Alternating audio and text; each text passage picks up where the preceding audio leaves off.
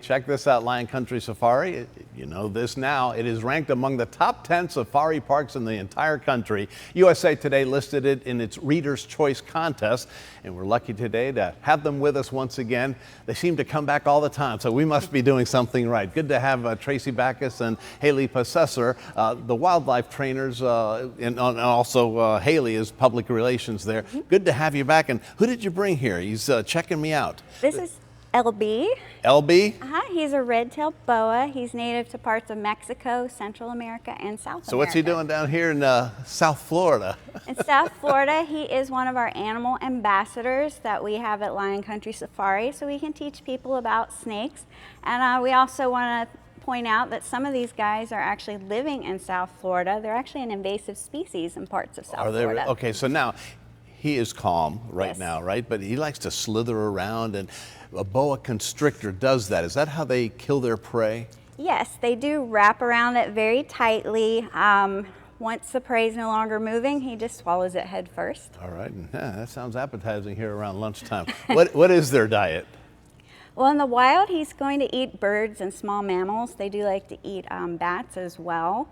They'll eat almost anything they can fit in their mouths, though. All right, so what kind of habitat do they like? Where do they like to hang out?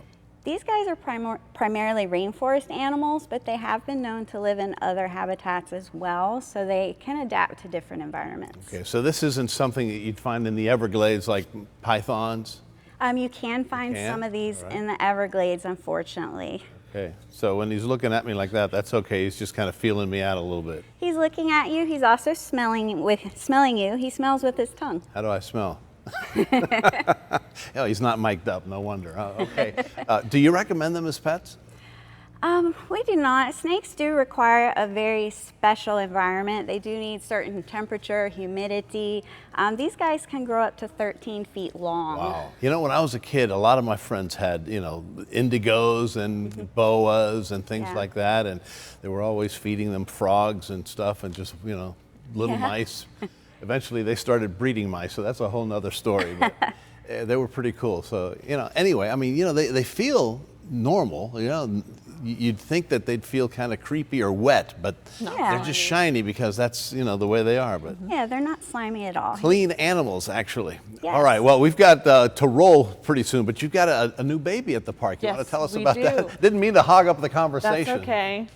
Antelope they are important too, but we have our special guests. But we do have a Scimitar horned Oryx baby that is brand new at the park. What's it called? A Scimitar horned Oryx. Cool. And they're actually in a species of antelope that is completely extinct in the wild. So conservation programs like this, like that we have at Lion Country, are really important. Look at that, saying so we're very excited to have that one join Where the deer us. and the antelope roam.